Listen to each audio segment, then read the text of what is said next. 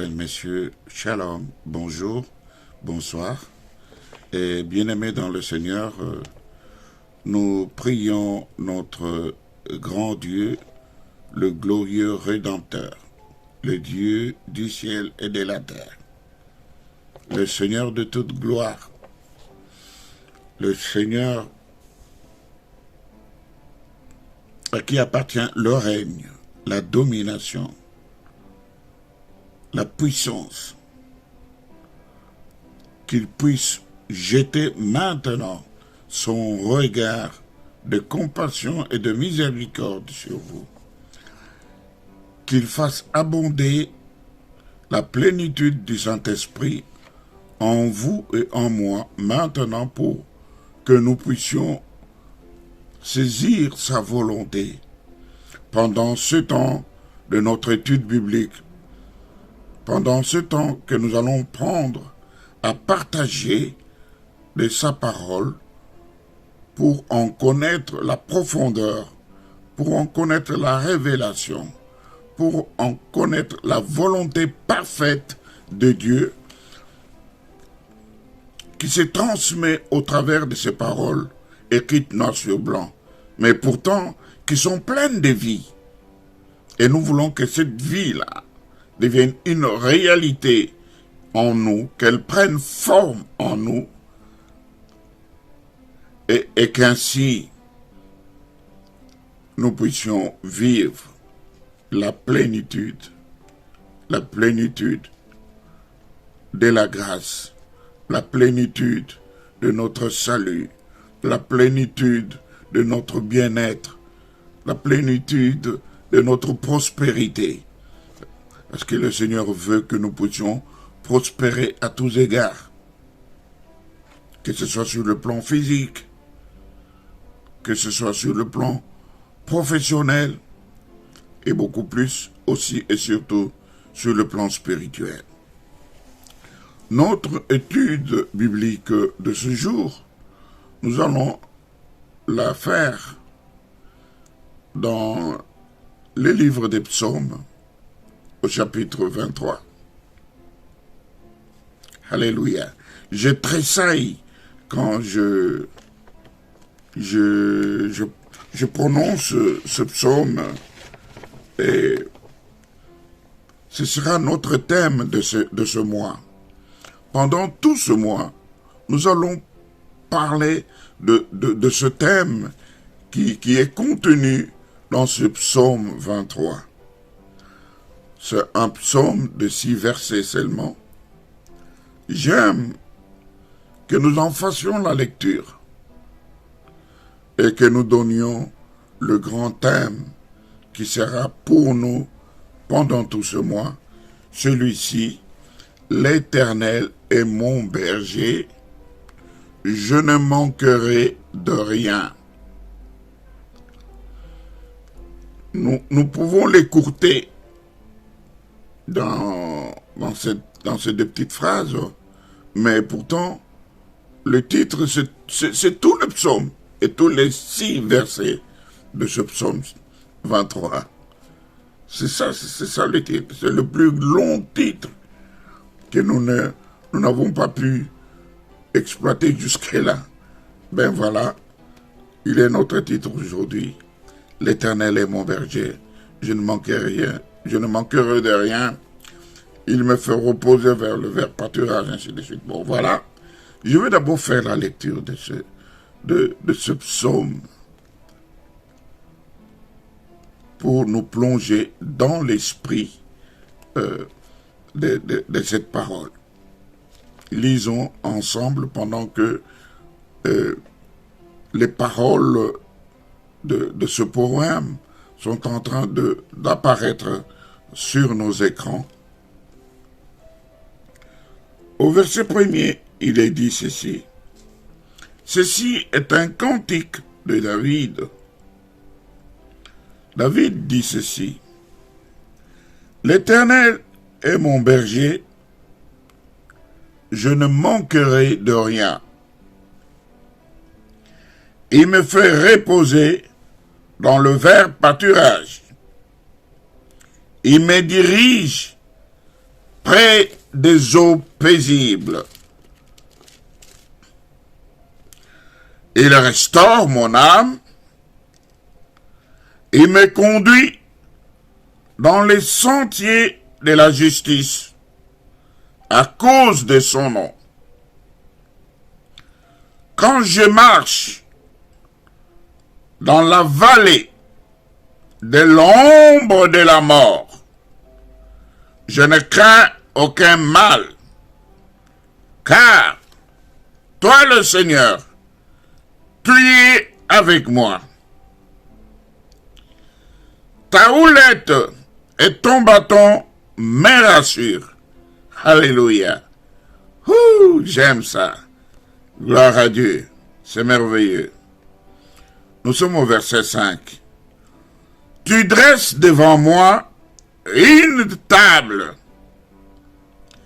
Et cela en face de mes adversaires.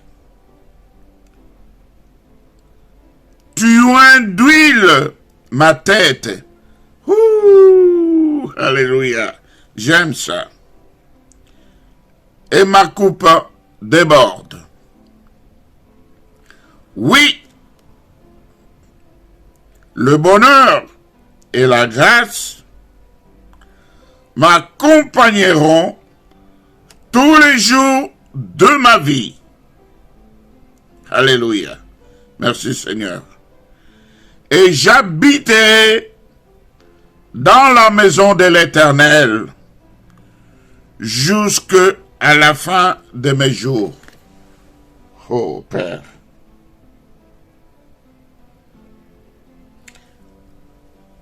La Bible déclare que toi, tu n'as pas été regardé comme une poire à arracher, de te considérer d'être égal à Dieu, mais tu t'es humilié.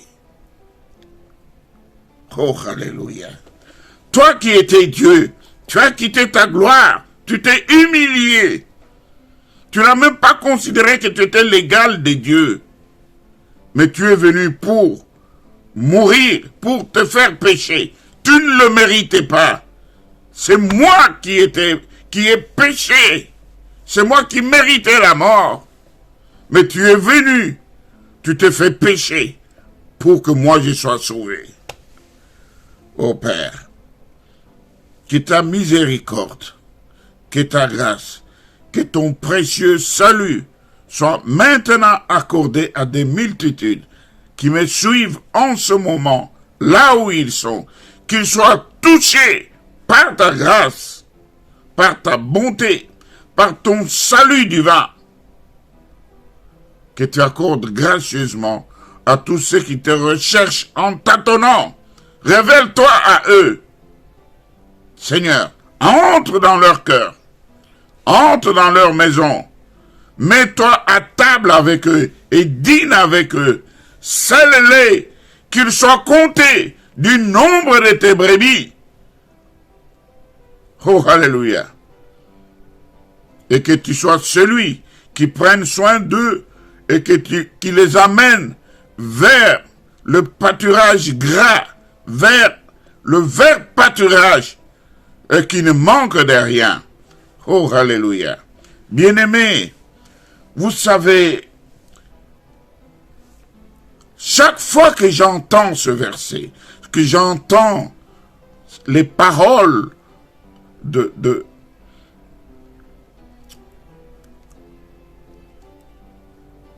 je voulais dire de ce psaume, les paroles, je vais dire encore de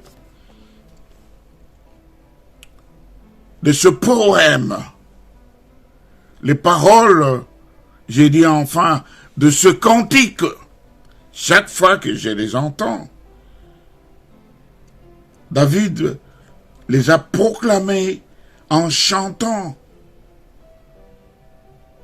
Mais dites-moi, bien-aimés, ces paroles, elles sont connues des multitudes. elles sont connues de plusieurs. Elles sont connues des croyants et elles sont connues aussi des non-croyants qui les apprécient, qui veulent s'en approprier, qui en font les leurs, même ceux qui ne connaissent pas Dieu. C'est des paroles qui sont universellement connues dans le monde entier et de toutes catégories d'hommes. Vous savez, arriver à déclarer que l'Éternel est mon berger, mais vous savez, quelle assurance, quel bien-être, quel confort cela nous place-t-il? Nous nous retrouvons dans cette ambiance de confort, dans cette ambiance d'assurance, dans cette ambiance de bien-être. Et nous nous retrouvons dans un univers où nous croyons vraiment que voilà, qui que nous soyons, où que nous soyons, quelle que soit notre situation, oui, l'Éternel est notre berger. L'Éternel est celui qui se penche sur nous. L'Éternel est celui qui prend soin de nous. Car la première attitude d'un berger ou d'un bon berger, c'est celle de prendre soin des brebis, de les entourer d'affection et en deuxième lieu, donc deuxième attitude, c'est maintenant de les conduire.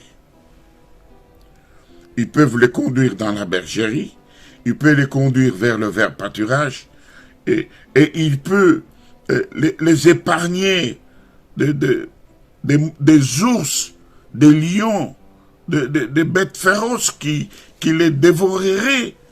Vous voyez? Et c'est ça l'attitude du bon berger.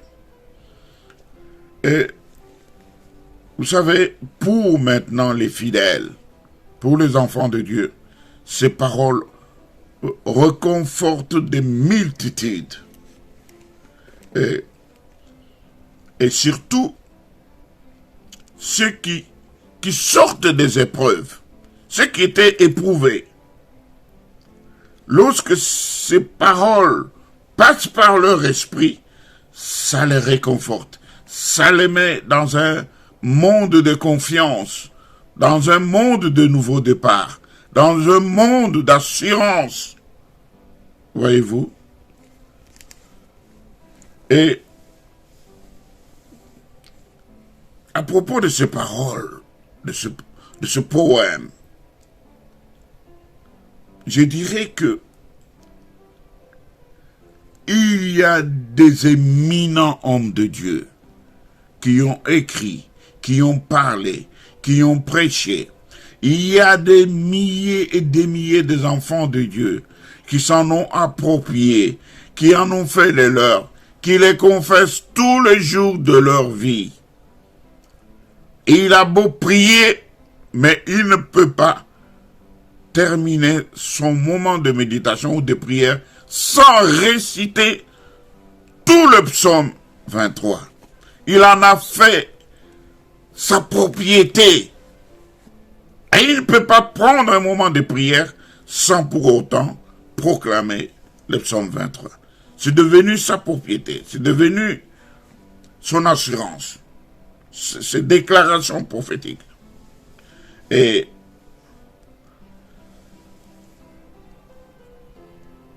quand on regarde, en effet, ce qu'on éprouve,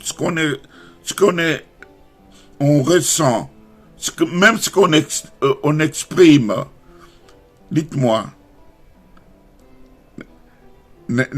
cela n'est-il pas rassurant? Cela n'est-il pas intéressant? Cela n'est-il pas bon? Cela n'est-il pas merveilleux que d'avoir l'Éternel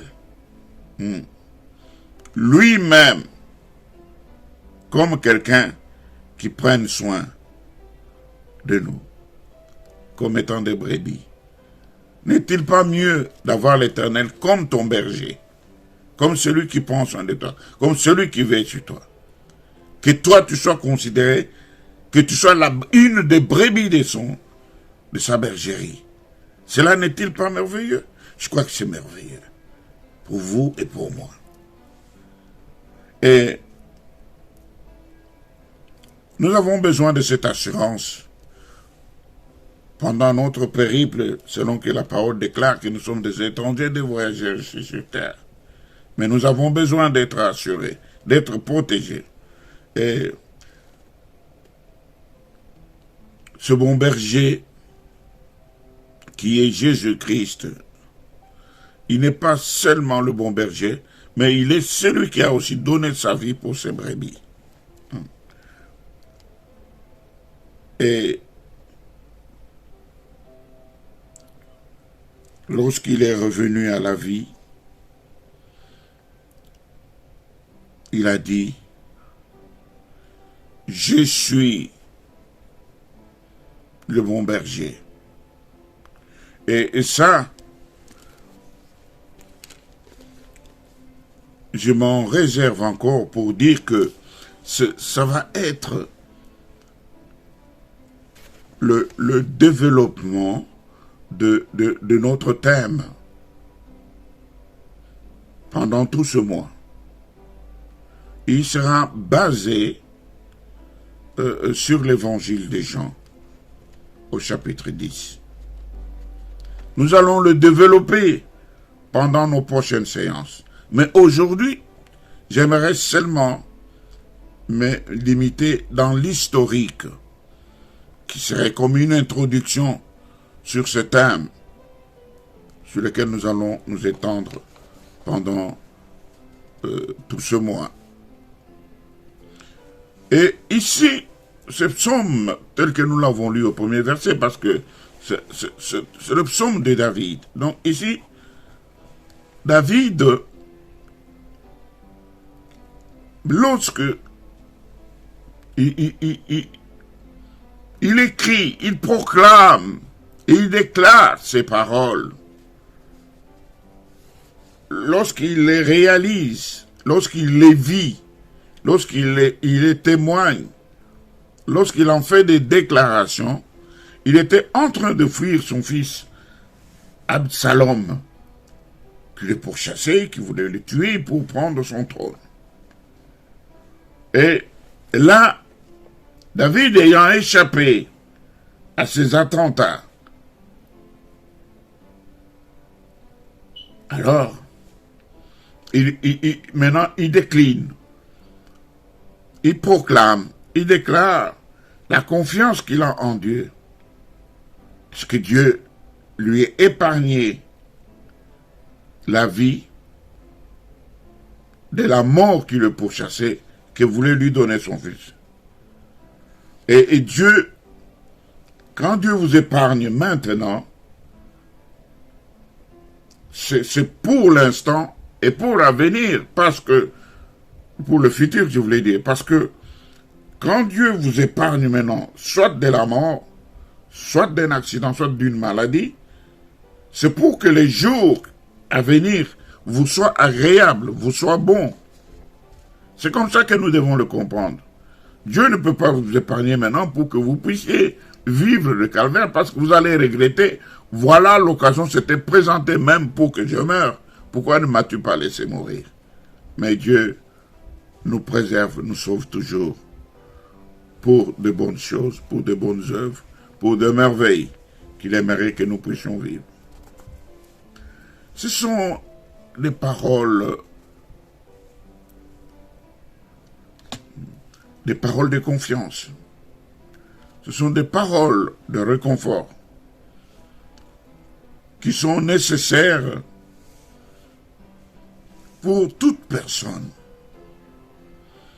Ça peut être un homme, ça peut être une dame, ça peut être même un jeune, ou même des enfants qui ont vécu et qui ont été confrontés à des expériences très difficiles de leur vie, à des moments difficiles, que ce soit sur le plan professionnel, que ce soit sur le plan administratif, que ce soit sur le plan physique de la santé, quand on est tiré, moi j'ai vu dans ma vie des gens, et une fois sortis de l'hôpital, ils accourent pour venir rendre témoignage de la guérison, de l'intervention divine dans leur vie, parce qu'ils ont effleuré, ils ont senti l'odeur de la mort. Mais le fait d'avoir survécu, le fait que l'Éternel les ait épargnés, ils viennent témoigner leur reconnaissance. J'ai vu des gens qui étaient à la recherche, soit d'un emploi, soit de commencer une entreprise, une œuvre commerciale, et ainsi de suite, et qui ont vu la main divine de Dieu intervenir en leur faveur. Ils sont contents. Ils ne veulent pas garder ça pour eux tout seuls, mais ils veulent le partager avec des multitudes. Et je veux dire que les paroles de ce poème, ce sont des paroles de grâce. Et ce sont des paroles qui manifestent aussi la force divine pour toutes les personnes de tout âge, mais qui ont traversé des situations difficiles. Et ces paroles, je pense que vous et moi, chaque fois que nous les lisons, nous trouvons dans ces paroles un grand enseignement que nous donne d'abord notre frère David, mais que aussi et surtout le Seigneur lui-même s'est approprié et en a usé, en a utilisé pour nous enseigner. Donc il y a un très grand enseignement que notre Seigneur nous a donné dans le chapitre 10. Aujourd'hui, je ne veux même pas le lire parce qu'il sera l'objet de notre étude prochaine. Nous serons dans l'évangile de Jean au chapitre 10. Dans tous les chapitres, il y a des bonnes choses, des grandes révélations de notre Seigneur Jésus-Christ en qualité de berger. Et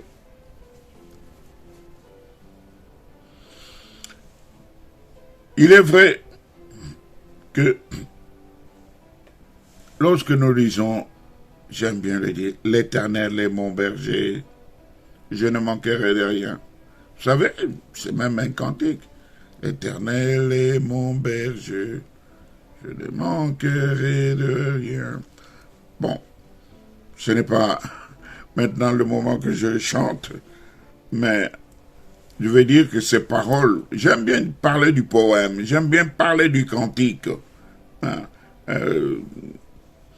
plutôt que d'un texte biblique. Je disais que ces paroles expriment, donc pour ce qui concerne l'enseignement de Jésus-Christ, une idée maîtresse dans ce poème.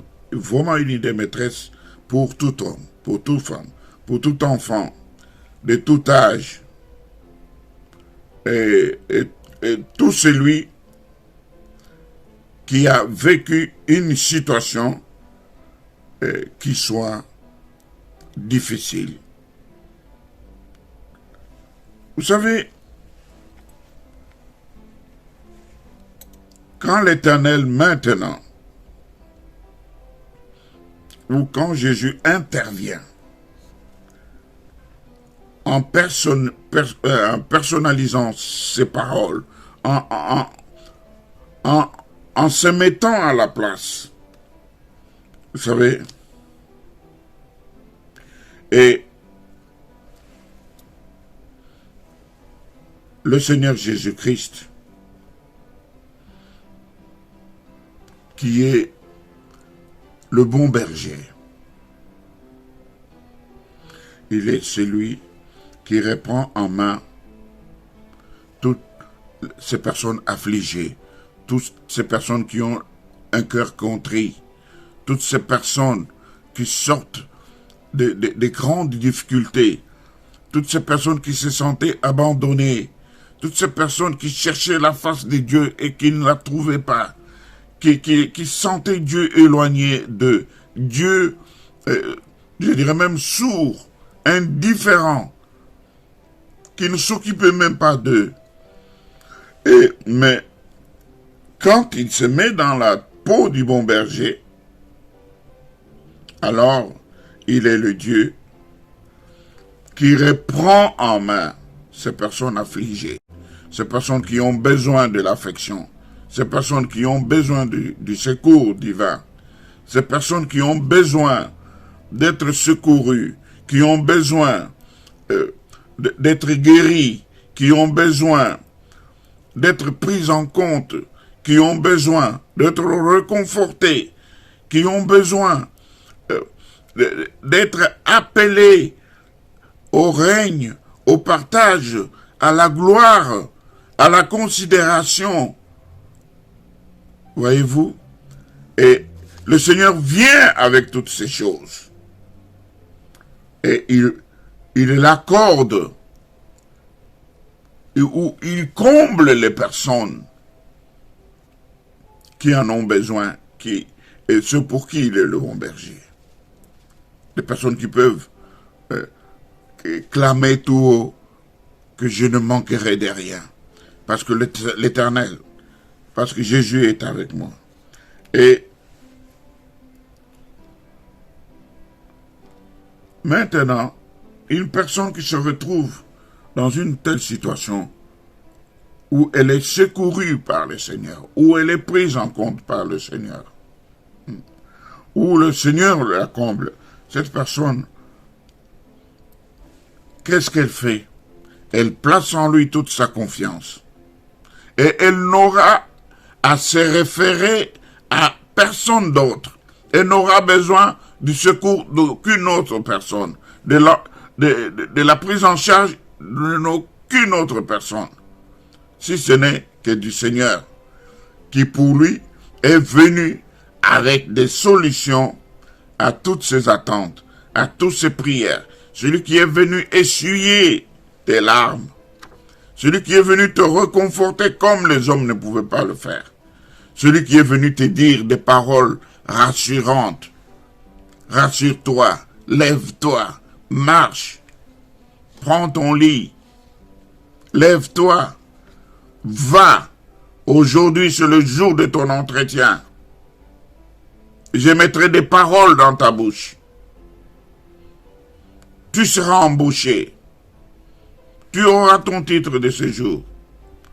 Le Seigneur le fait comme il le veut quand il veut, étant le maître des temps et des circonstances. Et il le fait pour les personnes de tout âge. Et nous nous retrouvons dans une situation où nous sommes comblés de joie, de plaisir, où nous voyons nos désirs être satisfaits. C'est extraordinaire, c'est merveilleux. Vous savez, puisque nous n'avons rien à demander aux gens, puisque nous n'avons rien à nous référer aux hommes, parce que l'homme va te donner et il va compter. L'homme va te donner et pourrait arriver à ses limites. L'homme peut refuser même de te donner. Mais quand tu es devant celui qui te répond à toutes tes attentes, et qui quand il décide vraiment de te combler, il donne au-delà de tes demandes et de tes attentes, tu ne pourrais te tourner vers personne d'autre. Et alors,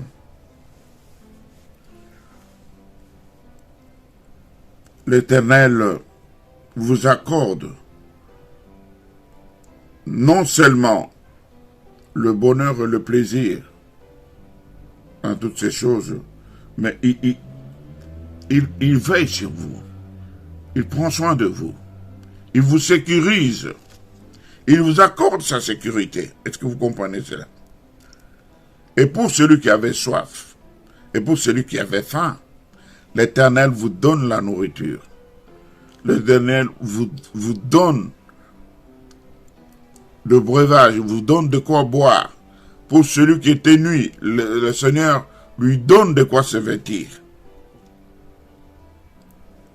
Parce qu'il voudra que vous ne puissiez manquer de rien. Et lorsque nous allons dans les psaumes, par exemple, psaume 81, versets 16 et 17, ou dans le psaume 147, le verset 13 et 14, nous voyons comment le Seigneur intervient dans ces aspects de la vie où il peut combler les désirs de se protéger, où il peut leur assurer d'une sécurité, où il peut leur donner une nourriture abondante. Vous voyez? Et, car nous savons très bien que la tâche du berger est tout à la fois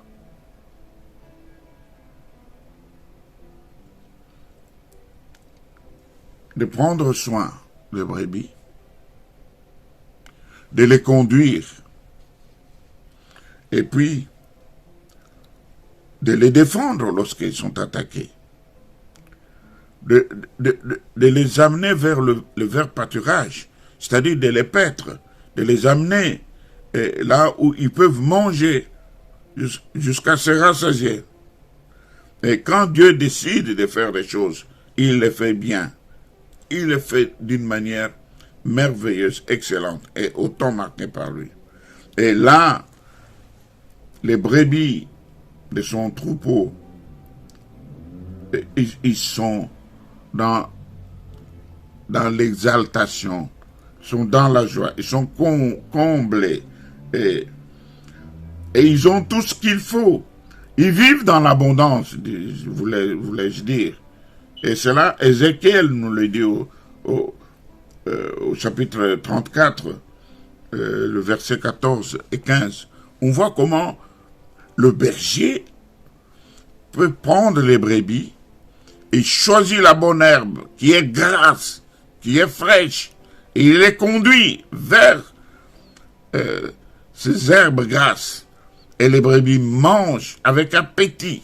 Ils sont rassasiés. Ils sont en bonne santé. Hein? Où est-ce que vous voyez? Et ce sont là des paroles rassurantes, mes bien-aimés. Et par ces paroles, nous sommes amenés à témoigner de la confiance du berger. Nous sommes amenés à témoigner de notre attachement, de notre reconnaissance envers ce berger, envers ce pasteur de brebis. Et qui est le glorieux Rédempteur et le Sauveur de nos âmes, le Sauveur de l'humanité, qui est Jésus-Christ. Il annonce avec joie qu'il possède cette capacité de pouvoir amener à la protection, amener à l'abondance, amener à la sécurité, amener au désir épanoui, étaler toutes les brebis qui lui appartiennent, qui le connaissent et que lui aussi connaît, disons, chacune par son nom. Et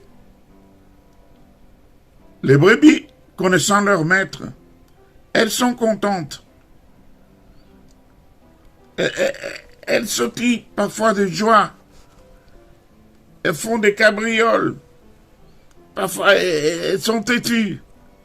Mais elles connaissent leur maître. Quand le maître parle, elles entendent, elles se soumettent. Et Et leur âme est dans la joie. Leur âme est dans la contemplation. Et à l'exemple de David que nous avons pris une fois de plus pour cette étude biblique, il connaissait donc ce que c'est être berger parce qu'il est passé par cette expérience. Et par là, il savait ce qu'étaient les soins qu'un berger peut apporter ou peut prendre pour ses brebis. Il connaissait cela. Et plus d'une fois, il avait dû protéger son troupeau contre le lion, contre l'ours. Vous voyez, contre lequel il s'était battu. Et il les avait déchirés, égorgés, tués. Et malgré tout cela,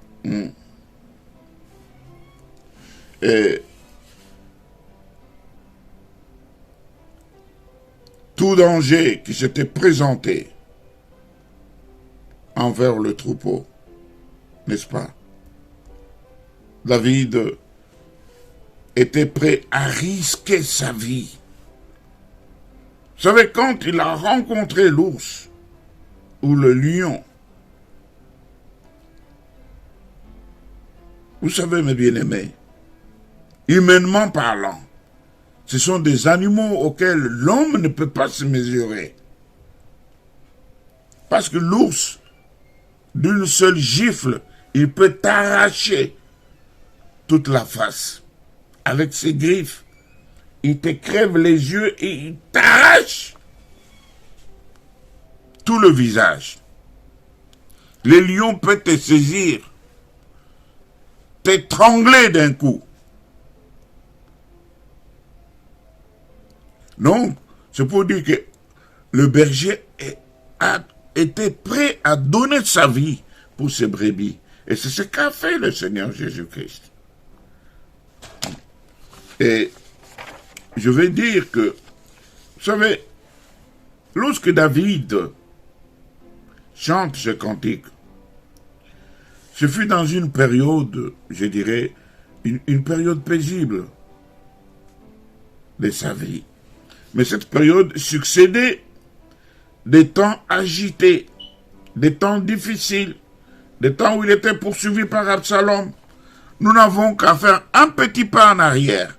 Dans le psaume 22, nous allons voir les complaintes de David. Comment David a pleuré, comment David a vu que le ciel lui était fermé, comment Dieu ne l'entendait pas. David ne fait que pleurer dans le psaume 22. Et dans le psaume 23, David fait de telles déclarations. Ce qu'il a vu, ce qu'il a vécu, l'a mis dans un état d'exaltation. Il exaltait Dieu. Il voyait comment Dieu avait changé sa situation. Comme nous chantons souvent, Dieu viens, tu as changé comment dire, ma civilité. J'étais célibataire. Tu as fait de moi un marié. J'étais comment dirais-je stérile. Tu as fait de moi un parent. Tu vois? Donc, Dieu est celui qui change ta civilité, qui peut ajouter à ce que tu étais un plus, un bonus. C'est ainsi que nous avons vu que des grands prophètes, des grands enseignements, des grandes études ont été faites sur ce verset. Et nous aussi, nous allons essayer ensemble, en nous plongeant dans l'évangile de Jean au chapitre 10, où nous allons parler, une fois de plus, de cette image du berger, Jésus-Christ ou de l'Éternel lui-même qui est venu pour racheter son peuple, selon Ésaïe 40, verset 11. soit pour faire sentir à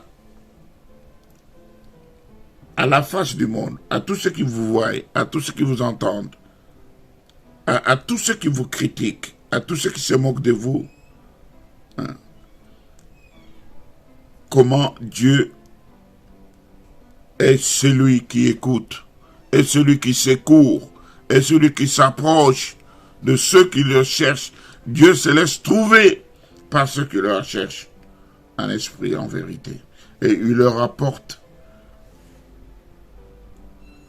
l'abondance, la paix, la joie, la réjouissance, ce qui a été le cas de David. Et les bergers, ce qui sont les pasteurs aujourd'hui, leur responsabilité, c'est pour annoncer aux brebis la vie, les amener dans le chemin.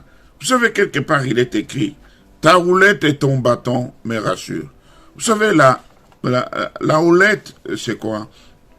C'est un bâton que possèdent les bergers et qui, à son bout, il forme une sorte de crochet.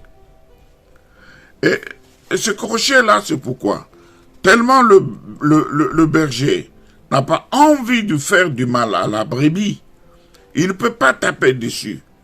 Mais pour essayer de la ramener dans le droit chemin ou de la récupérer, pour la ramener vers le troupeau, il prend son bâton qui a le crochet, il met à la patte de la brebis et il tire la brebis vers le troupeau, vers la bergerie. Et c'est doux, ça ne fait pas mal. C'est ça, la houlette. Donc c'est le bâton, il tapote dans les côtés de la brebis. Il ne frappe pas. Mais pour lui montrer la direction, l'orientation, il utilise la houlette. Il ne la met pas au cou, mais il la met à la patte de la brebis et il la tire vers la bonne direction. C'est comme ça que nous voyons dans les évangiles, dans la Nouvelle Alliance, il est dit que il est prêt à laisser 99 brebis pour aller chercher une seule qui est égarée. Mais pour la ramener, il approche, il la tire, soit de la boue ou de là où elle est peut-être attachée dans les épines. Il la tire et puis il la porte dans ses bras. Il la ramène jusqu'à la bergerie. C'est de cela que nous allons parler. Des soins qu'apporte le berger aux brebis. Comment il les conduit. Comment il veille. Comment il prend soin d'elles.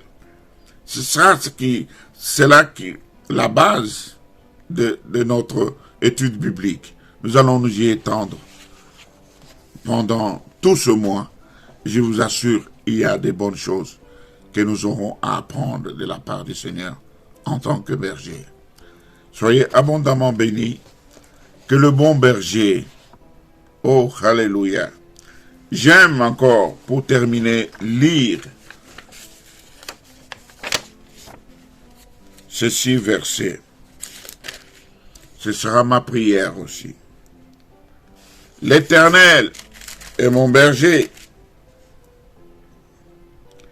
Je ne manquerai de rien. Il me fait reposer dans le vert pâturage. Il me dirige près des eaux paisibles.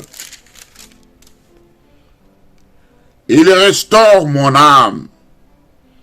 Et il me conduit dans le sentier de la justice à cause de son nom. Quand je marche dans la vallée de l'ombre de la mort, je ne crains aucun mal, car tu es avec moi, toi le Seigneur, et que ta houlette et ton bâton me rassurent. Et tu dresses devant moi une table en face de mes ennemis, de mes adversaires. Tu oins d'huile ma tête. Nous verrons l'onction d'huile dont il est question ici, dont le berger, oh, alléluia, il oint d'huile nos têtes. C'est-à-dire qu'il prend soin de nous, il nous guérit de toutes nos maladies avec l'huile. Et ma coupe déborde. Verset 6. Oui, le bonheur et la grâce m'accompagneront tous les jours de ma vie, et j'habiterai dans la maison de l'Éternel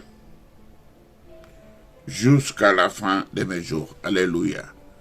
Que ce soit votre prière, que ce soit ma prière, que le Seigneur vous entende et qu'il en soit ainsi au nom de Jésus-Christ. Retrouvons-nous jeudi prochain à la même heure. Nous allons plonger maintenant en profondeur de notre étude biblique. Dieu soit avec vous et soyez abondamment bénis. Amen.